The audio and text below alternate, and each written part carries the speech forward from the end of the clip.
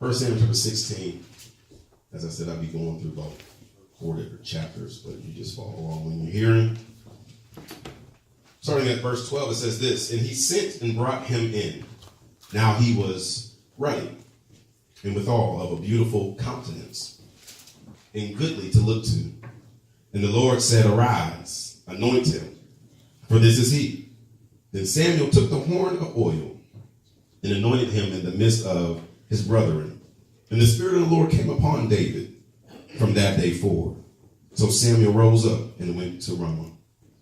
Chapter 18, verse 10 says this, and it came to pass on the morrow that the evil spirit from God came upon Saul, and he prophesied in the midst of the house, and David played with his hand, as at other times, and there was a javelin in Saul's hand.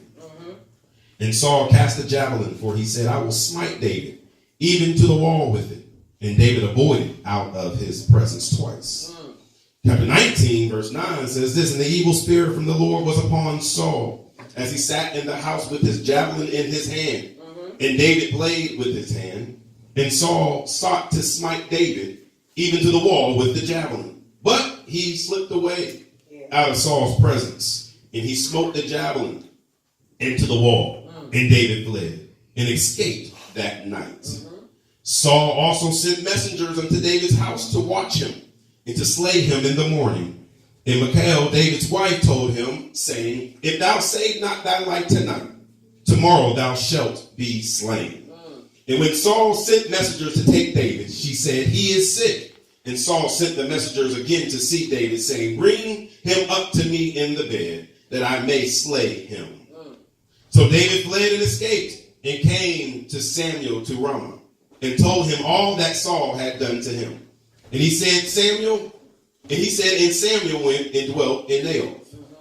And David said in his heart, I shall not perish one day by the hand. I shall now perish one day by the hand of Saul. There is nothing better for me than that I should speedily escape into the land of the Philistines. And Saul shall despair of me to seek any more in the coast of Israel. So shall I escape out of his hand. In 2 Samuel chapter 2, verse 4, it reads this, and the men of Judah came, and there they anointed David king over the house of Judah. And they told David, saying that the men of Jabesh Gilead were they that buried Saul. We'll be speaking from the topic on this morning. What you went through, it was necessary. Have a seat. All right, now. I know that was a lot of jumping around, so I'll give you specifics on many of these scriptures. If you read it, what I highlighted the scripture text for is that you see that it says this, and the Lord said, arise and anoint him. Him, we're talking about David. It said, and the Lord said, arise and anoint him, for this is he. And the Spirit of the Lord came upon David from that day forward. But then the evil spirit from God came upon Saul. And there was a javelin in Saul's hand. And Saul cast the javelin, for he said, I will smite David, even to the wall with it. But get this, and David avoided. Y'all missed your first point to shout. And the evil spirit was upon Saul once again, as he sat in his house with his javelin in his hand. He had some connection with this javelin. I don't know why Saul, every single time he sat in his house, he had to sit in his house with a javelin.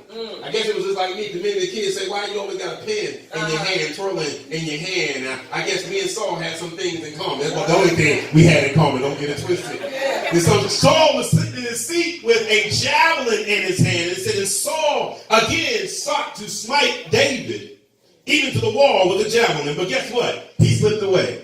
Y'all missed your second time to shout. Come on, somebody. And then Saul again tried to send messengers up to him and tried to slay David.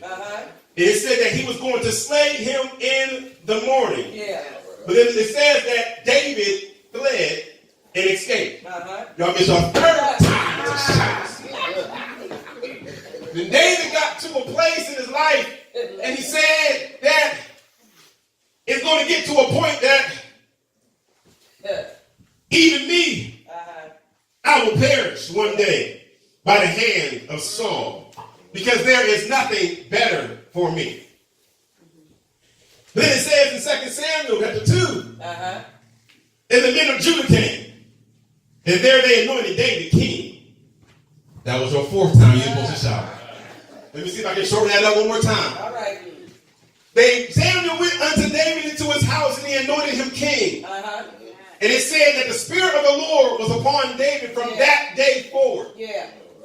But then Saul was sitting there as he sat there in his house, and as David played the harp, he then threw a javelin at David. And David avoided it. He hit it with the matrix. She did one of the dances, you know, the kids doing. All right. And he avoided it.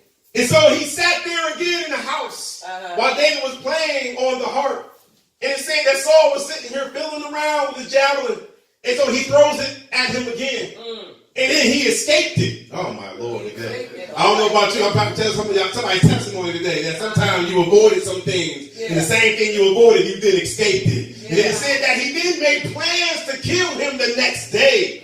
And he sent people to go grab him to slay him. But some way, somehow, he fled. Oh, come on, somebody. And at one point in time in his life, he got upset. And he said, you know what? I'm tired of trying or having to escape death each and every day. And so I understand when he said, there is nothing better for me. Oh, come on, somebody. Anybody ever been there when you got into an issue sometime and you get sick and tired of being sick and tired? You get tired of struggling with the same thing, tired of avoiding the same thing, tired of running out and escaping the same thing. And sometimes you get to a place in your life that you just feel like, you know what? There is nothing better for me. I am going to die from this struggle. I'm going to die from this heartache. I'm going to die at the hand of this issue.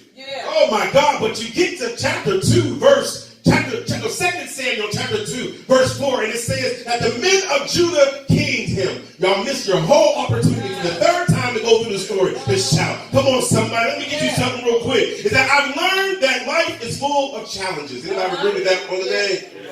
That life is full of challenges, and the crazy thing about it is that sometimes it's everywhere you turn, you find new challenges. You find challenges in your home. You find challenges with your car going to work. Then you get to work, and you find challenges there. And then if you're in school, you find challenges there. And you're in your neighborhood, you find challenges there. Relationship, you find challenges there. And sometimes we feel like everywhere we turn, there is a new challenge. And even though we know that they will come, we try our hardest to avoid them. I'm often reminded of the story of the ugly duckling. Many of us know of the story of the ugly duckling, but how many actually know the story of the ugly duckling? I have not one witness. Amen. All right. But the greatest concept of the story is how the ugly duckling, through life's trials, challenges, and disappointments, come to know who he really was in the end. See, this duckling was talked about by its own kind. He was talked about by other kids and other kinds. He traveled through seasons just to experience the same outcome and treatment by whomever he came in contact with. He met many of people who once took him in and made him a part of their family, just to be sent away because they could not get over how he looked. He was dirty because of the trials that he had to go through. He was weak because of the challenges. And through it all came to an understanding that he was only ugly to others because they thought he was something that he wasn't. Oh, come on, somebody. If anyone knows how the story ends, we see that it wasn't a duck at all. But he was a swan. When he came in contact with others who knew what he was and not what others made him out to be, he then found out that he was actually one of the most beautiful swans in the land.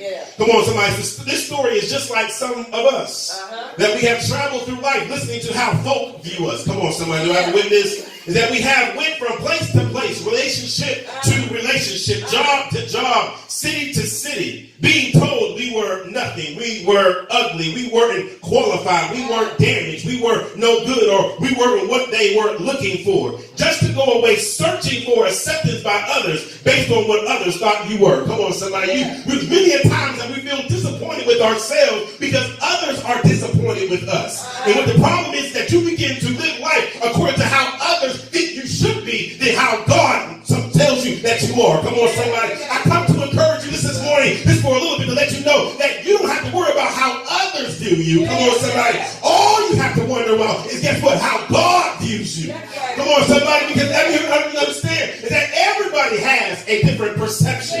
But one thing I know about God is that, guess what? God has his own perception. And what it is equal to everybody else. It doesn't have any bias. It doesn't have any favors. But what it is that God wants to see you in his image. Come on, somebody. And if you can understand what God sees in you and how God sees who you are, you will understand who you are. And guess what? Whose you are.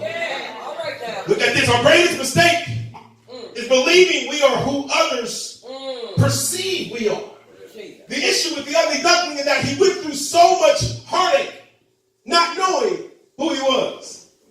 Many of people judged him based off of something that he was not. Of course, that if you are a swan, you probably look like an ugly duck. All right. Well. I can say long moment. I'm just letting that simmer. All right now. And so what happens is when people try to make you out to be a duck, they will never understand the beauty in your swanness. I want to tell you, turn to your neighbor and say, you a beautiful swan. You an ugly duck, but you a beautiful swan. That's how they do it. On this path, you have to be able to know exactly who you are. And not only know exactly who you are, but you got to know exactly who God said you are. You got to be able to see the greater is he that's within me than what anyone else can even present to me in the world. When we make the mistake of seeing ourselves how others see us, we begin searching to fit in crowds according to how others see. Someone says you are duck. You go trying to fit in with ducks. Someone says you are a nobody. You go trying to fit in with the nobodies. Someone says you are not qualified. So we begin accepting jobs that we are not qualified for. Or guess what? I was to say overqualified. But you have to understand that you have to be able to know who and what you are, even when others fail to know. Because the problem is that we begin to turn away. And when we are turned away from people who once accepted us until we didn't fit into what they wanted us to be, we take on low self-esteem according to a person's misdirected perception of who we are. It took for the duck to be noticed by a swan, to be told he was a swan. This is why you shouldn't listen to Lottie Dottie and everybody. Come on, somebody. Because many people judge you according to their limitations and not according to your strengths. Come on, do I have a witness? And what happens is this, that people fail to see your strengths.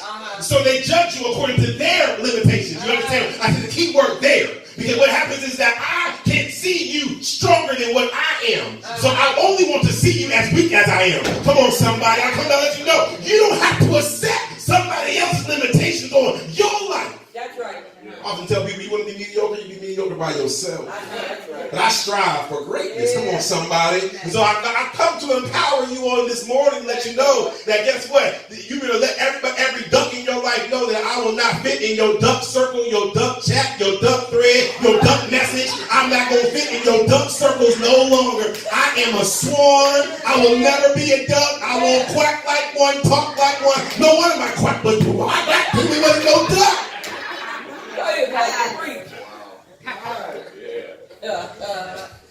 Let me see this in the text that we see in chapter 16. It says David was anointed with oil. He was called to be the next king. And the text says, and the Spirit of the Lord was upon him from this day forward. These are the days that we remember. And also the days that we forget. A reason why I read it in chronological order the same way that it was in the text, and you look at this pericope as long as it is that you have to understand this, is that we have to remember what first was done. In the very beginning, it said that Samuel anointed David. And he said what? The Spirit of the Lord was upon him. From this day forward. Those are, like I said, those are moments that we remember.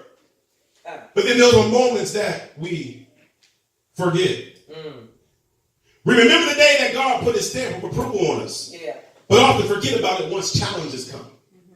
We remember that the call that's upon our lives, but as soon as the going gets rough, we often forget that call. When looking at the text, it seems like things are good from here on out. And it seemed like when he anointed him with the oil and he was going to be king, especially when somebody said the favor of the Lord, the Spirit of the Lord is upon you. And it's going to be there for the rest of your life. We feel like we don't have to go through anything else. We feel like there's not going to be any more rough times. I come to give you an announcement today that guess what? The times are only going to get rough when you begin to walk on the path of God. Come on, somebody. See, sometimes we get the misconception and understand that the devil's going to leave us alone when we get in order with God. I come to let you know that if the devil's not, if he's not bothering you, I know you like going down. Tell the truth.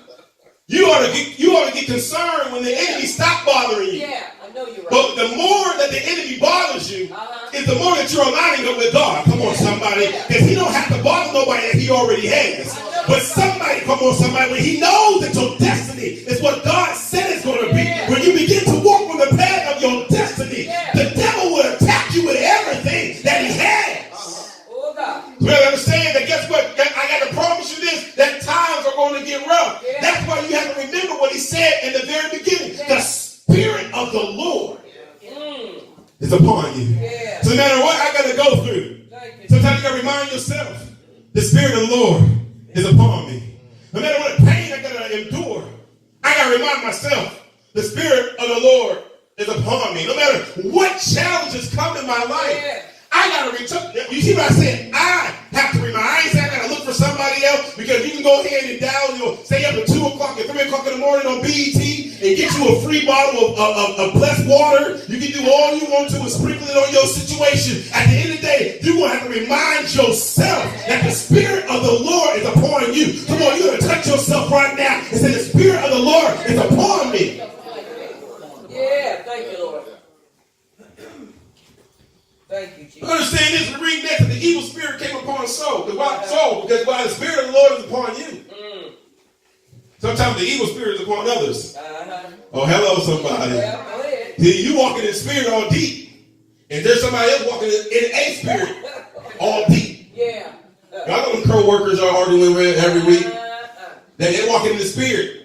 Somebody sitting there while you doing your work, while you doing your things. Matter of fact, sometimes they even at work, sometimes right in the church. Come on, somebody. Right in your family. They're watching you prosper. They're watching you grow. They're watching you succeed. And you just got somebody that's sitting here that's swirling a javelin. I wish I should have brought a javelin this morning. Yeah. But they sitting there twirling the javelin, upset. I often wonder what was upsetting Saul. Well, I know it was upsetting because they talked about how David slayed his 10,000s and they only gave Saul credit for 1,000. And you understand, he's upset because of what others said. David didn't even do anything. And he's sitting there while he's playing the harp. And I come to understand, I look at the harp, and it was a spiritual, heavenly sound that the harp gives off while someone is strumming the strings in a melody. And it gave him a sound of heaven. Now, I cannot understand. I remember this old term. They say, no, there's nobody mad but the devil. You ever heard that saying before? Nobody mad but the devil. And I come to understand. That's why I say, if anybody leaves out of church upset, especially after a good word goes forth, and you got an attitude, your response to them should be, there's nobody mad but the devil. I can't come into God's presence and walk off and have the audacity to be upset pretty much with anybody or about anything. There's nobody mad but the devil. Trust me, if they wasn't mad, then they're going to definitely be mad after you say that. But what I understand is that how could he be upset staring at this man while there's this beautiful presence of God being strung on a string? How could you be sitting there upset? But he was, because guess what? It said that there was an evil spirit upon Saul. Oh, God. And it said that David played his harp. Saul threw a javelin at him to kill him. I come to understand this, that whether you're under attack, be it people are under attack simply by life, we all have came to this place where it seems as life itself is trying to kill us. Everywhere we turn, it seems as if there's another issue. As soon as you take 2 steps ahead, it seems like you take, like 8 steps backwards. Anybody been there before? Yeah. Every time you wake up trying to do your best, you go to sleep feeling your very worst.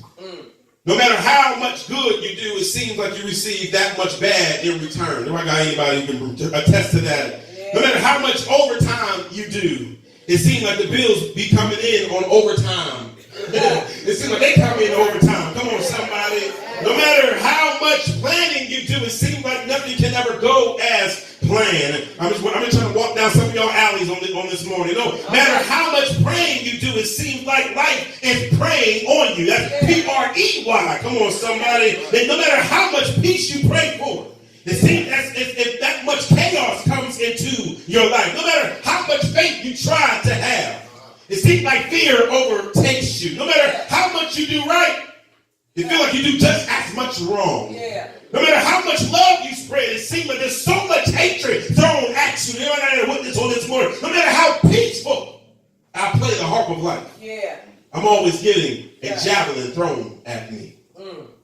In the context of Christianity, heaven is sometimes symbolically depicted upon angels playing on a harp, giving the instrument association of the sacred and heavenly sound. And so I understand that so every time I play this heavenly sound, I feel or find myself under attack by javelins. The reason I say every time is because we see this happens in chapter 18. And we see that it wasn't just one occurrence from Saul throwing the javelin. And here comes David playing again. And here comes Saul throwing javelins again. Yeah. I bet that the authors would say, you know what, I'm tired of writing the same thing.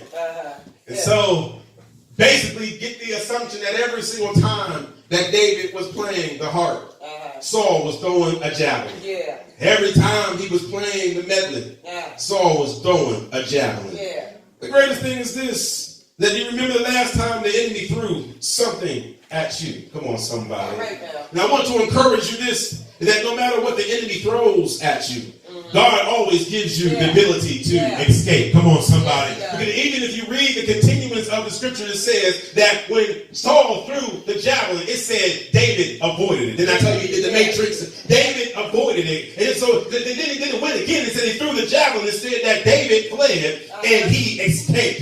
And that's why I told you that you missed your time to shout, because some of us right now are under attack of javelins. But you ought to thank God, because guess what? Even though there's some javelins being thrown at you, even though there's some arrows being thrown at you, what you can attest to is that guess what? You're still alive today. You're still making it through today. That means that's coming to let you know that guess what? You avoided some situations. You escaped some snares. You escaped some javelins in your life. So even though you had to go under attack through some javelins, guess what? God allowed you to escape. Come on, somebody. That's why I said you escaped, because guess what? Everybody here is living a testimony, because guess what? Your javelin has not killed you. Your arrows have not killed you. You are yet standing. Come on, somebody. And you want to thank God right now. That guess what? That's why I enter into his gates with thanksgiving and into his courts with praise. Because guess what? Monday I went through a javelin experience. Tuesday I went through a javelin experience. Wednesday I went through a javelin experience. Thursday I went through a javelin experience. Friday and Saturday, Lord Jesus, they all were thrown at me. But Sunday morning, I'm still standing through the pain, standing through the attacks, standing through my issues, standing through my circumstance. Come on, somebody ought to throw their hands in the air and say, I'm yet standing. Hallelujah. Oh God, oh God. That's why you shout about it. It says what? David escaped it. Yeah, yes he did. They used all kinds. David fled. Yeah. He avoided it. Yeah. That means he was coming at my head, and guess what? It ain't affect me. It ain't touch me. Come on, somebody. Some of us right now are under attack, and we don't even look like what we've been through. Yeah. Oh God, thank you, Jesus. All right now. So do you remember the last time the enemy threw something at you to destroy you? Yeah. But God allowed you to avoid it. Thank you. My God, today I just thank God that he allowed me to avoid it. He allowed me, yes, God, it feels uncomfortable for them things to be thrown at me. Nobody celebrates understanding that I just love javelins to be thrown at me. I was watching a movie from, I guess it was going back to 1304, year 1304. And this one man got a javelin thrown straight through him. This went straight through his body last night. I said, Lord Jesus, I'm glad I'm preaching this sermon today because them javelins is dangerous. Yeah, that's right. I said, how do things pierce people's body that hard? Like they just shoot them out of something. This is coming from people's arm strength. Javelins are thrown to do nothing but to kill you. Yeah, no, you're right. They ain't thrown at you to harm you. They're not thrown at you to just to hurt you. They have one intended outcome. Yeah. And that is to pierce you through your body to kill you. Yeah. But I thank God Thank you, Lord. that I avoided it. Yeah. You remember the last time as you was walking this walk of faith, the enemy threw something at you that you didn't expect. Yeah. And God gave you the strength and awareness Thank you, Lord. to escape. Understand this, that even though David was fighting for the king, the king was fighting him. Yeah. Isn't that something? Yeah. I'm out here fighting your battle. And you have a battle Jesus. with me. Yeah. I'm over here planning ways to kill your enemy. And you are here planning ways to kill me. Yeah. Some of y'all missing that. I'm over here helping you out. Go ahead now. And you over here finding ways Jesus. to destroy me. My. I'm over here praying, Yeah. P-R-A-Y, for you. And you over here praying, P-R-E-Y, on me. Come on, somebody. Go ahead now. I'm over here lending you a helping hand. Yeah. And you over here trying to cut off my hand. Come on, somebody. I'm helping you to get ahead. And you over here trying to take my head. Come on, somebody. How many of us, knowing that you have the ability, more than capable, to kill the man that's trying to kill you, God. but you refuse to? Why? Because guess what? David, for that moment, still remembered. Oh, come on, somebody touch their mind and say, Lord, help me to remember. You might be asking me, what did he remember? Because he remembered what happened when he was anointed. And he was told that the Spirit of the Lord was upon him. From this day and forward. Thank you, Jesus. So I don't have to recognize or worry about the attack that's on my life. Because just as we talked about in our hymnal this morning, I'm continuing to stand on his promises. Oh, come on. My God, for some of us are focusing more on the attack than on the escape. He attacked your health at one time in your life. But many of us can say, thanks be to God that you escaped death. He attacked you on your job. But many of us can say, thanks be to God. You escaped termination. Come on, somebody. He attacked you in your finances. But many of us can say, thanks be to God that you escaped homelessness. He attacked you in your integrity. But many of us can say, thanks be to God that you escaped in scandal. Come on, somebody. He attacked you in your mind. But many of us can say, thanks be to God. Oh, my God, that you escaped insanity. He attacked you in your homeless. Oh, come on, somebody. But as we stand here today, November 18th, all of us can say, thanks be to God. Oh, come on, somebody, that you escaped your brokenness. Come on, somebody. Do I have anybody in this place that can testify that God has planned your escape in your life? That God has blessed you to escape what tried to destroy you? Thank you. Many of us sometimes find ourselves forgetting what he put upon our life. Because we find ourselves like David found himself. And I believe the 19th chapter. Because we get into a place just like David. Even before he spoke about how he felt that he was going to die from the hands of Saul. So much was happening in between it.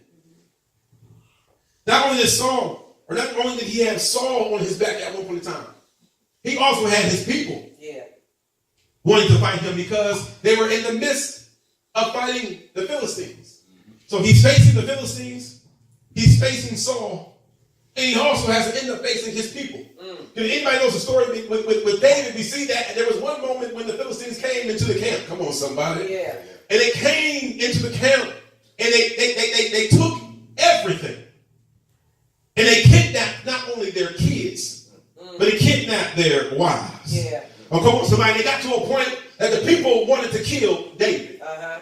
They got to a point that people wanted to kill David, that he had to flee to a place all by himself. Yeah. And a lot of times we get to our life because we feel like everybody has turned their back on us. Yeah. The people that we put trust in to lead us have turned their back on us. The enemy that we already know that we have has already turned their back on us. But then the people that we thought that was in our corner begin to turn their back on us. So we get to a place in our life that we feel like we don't have anybody to turn to. But I come to let you know that God sometimes puts us in that position. Yeah. Because that is a place that you need to be at sometimes. That you don't even try to turn to nobody else. Because God said, I want you to turn to me. That was a place in your life that David had to say, you know what? God, as the deer panteth after the water brooks, oh, my soul panteth after thee. Yeah. He was in a mountaintop, in a place where he had nobody else, but he understood that I don't need anybody else. All I need is you, oh God. Come on, somebody. And he was able to get that into his head. And it said that when David what? Encouraged himself in the Lord. Come on, somebody. That he then got the courage in himself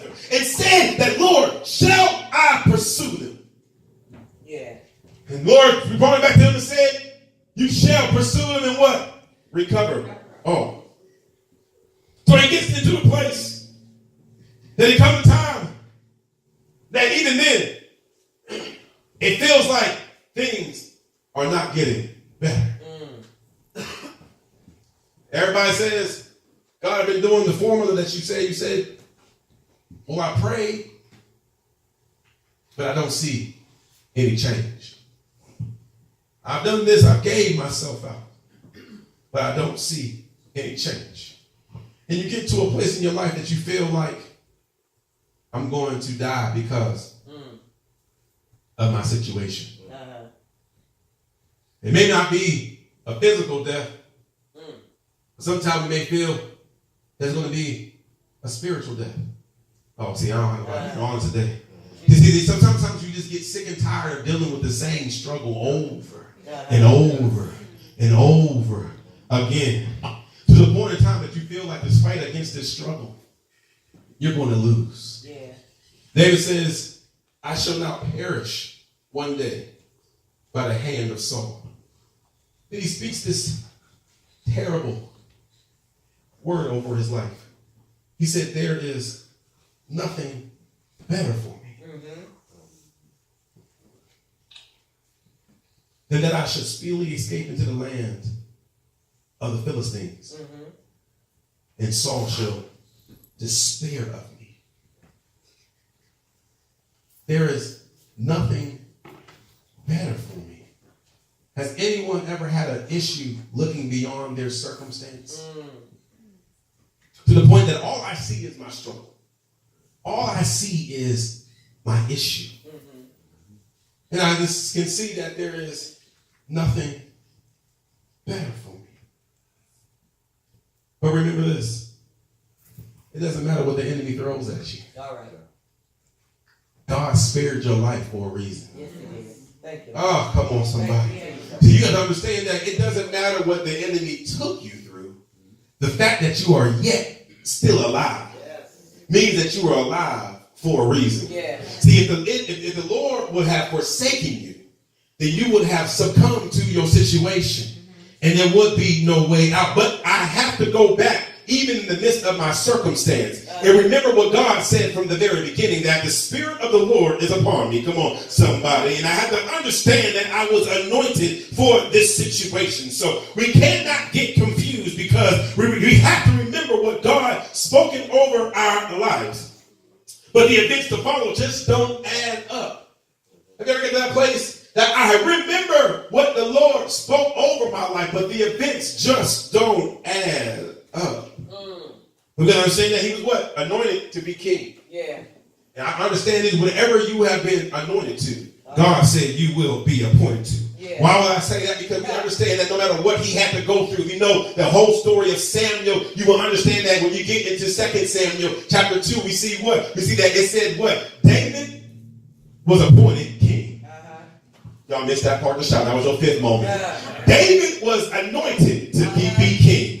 David was thrown, javelins were thrown at David's head, not once, but twice. Come on, somebody. Assassinations were scheduled for David's life. Come on, somebody. Not once, not twice, but multiple times. But somewhere down the line, even when David was discouraged and thought that he would die according to his enemy, he would die according to his circumstance, somewhere down the line, David was still appointed king. What am I just trying to tell you on this morning is that you don't have to worry about what's trying to kill you. If God said it, God spoke it, you ought to believe it. No matter what you have to do, or guess what? It's necessary. No matter what you have to go through, guess what? It's necessary. You have to go through your pain. It was ugly. It was tragic. It was a disaster. But guess what? God said you were going through and you went through everything that you have to go through and will have to go through, because guess what? It's necessary. But you don't have to focus on your attack. Just focus on my promise. You don't have to focus on your attacker. Just focus on your promiser. You don't have to focus on the situation that you go through your life. But God said, remember what I said. I said that greater is he that's within you than he is in the world that's trying to kill you. I said that you are more than a conqueror. Come on, somebody. I said that you are greater than what you believe.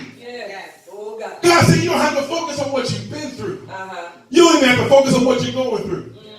Because God said, I've already spoken something over your life. I mean, remember what God spoke over your life. That you shall be the head and not the tail. Oh, come on, somebody. That you shall be the blesser. Come on, somebody. And God shall give you favor, blessing, and increase. I mean, know what did God speak upon your life? What did God anoint you? I know that he said that even before I was in my mother's womb, I knew thee. Come on, somebody. I sanctified thee, and I appointed you with purpose. Come on, somebody. So it does not matter what you have to go through. It does not matter what you have to endure. I'll give you strength. Did we just speak about that today? I'll give you strength to get through what you got to go through. But understand, what you are going through is necessary. All this is in the process and purpose of the very beginning. When the children of Israel was released from Egypt, he said, I would have them go the quick way. But they are not prepared to go the quick way, so they have to go the long way. And so even though they had to endure Jericho, even though they had to endure the Philistines, remember what I spoke from the very beginning. The very beginning was that you will receive and inherit the promised land. The Old Testament ain't nothing but the trials and tribulations between Egypt and the promised land. Y'all missed y'all 6 times the shot. The whole Old Testament is nothing but the middle, the meat between when the promise was given and when the promise was received. Oh, come on, somebody. Come on, we're reading through battles and we're reading through fights and we're reading through situations.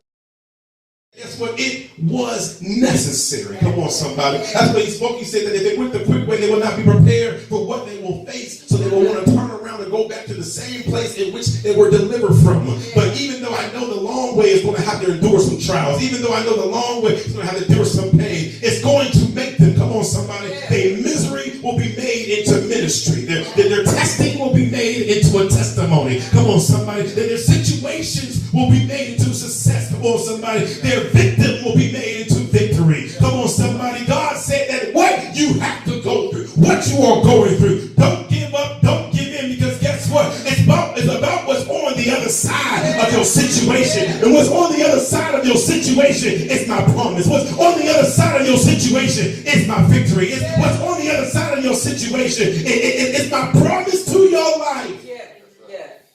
So God is saying, when you endure what you have to go through, just to get to the other side. For what you went through, it was necessary. Come on, stand to your feet.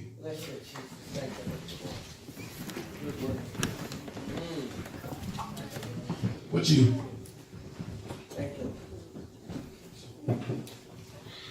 are going through is necessary.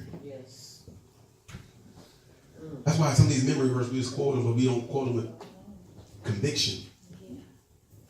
I'm going through something right now, and I don't understand it. That's why he said, trust in the Lord with all our heart.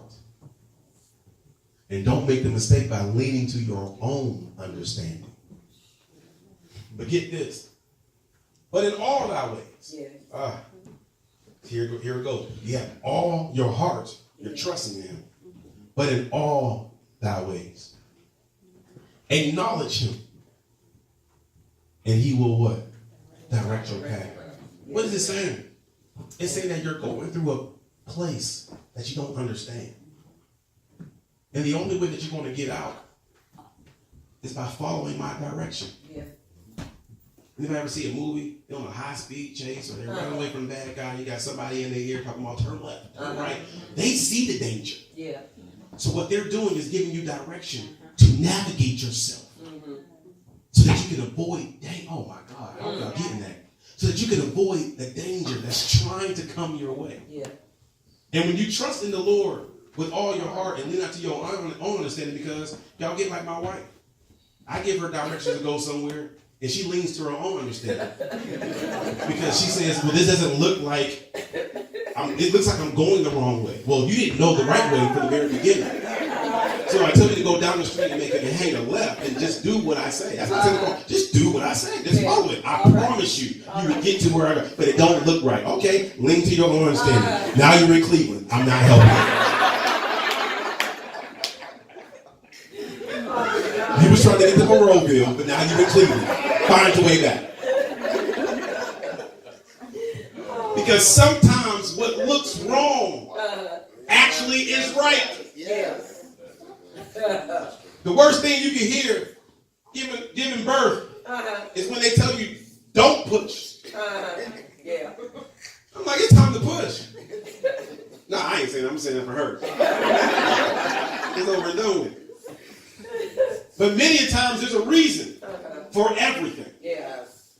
So we got to understand that when we try to lean into our own understanding, we find out that the same intuition that we're trying to use now is the same intuition that caused us to fail before. And so God is saying that if you can just put your trust in me, I will allow you to go through the storm and never be affected by the storm. And when you can go through the storm and never be affected by the storm, you'll understand the victory over the storm. Yeah.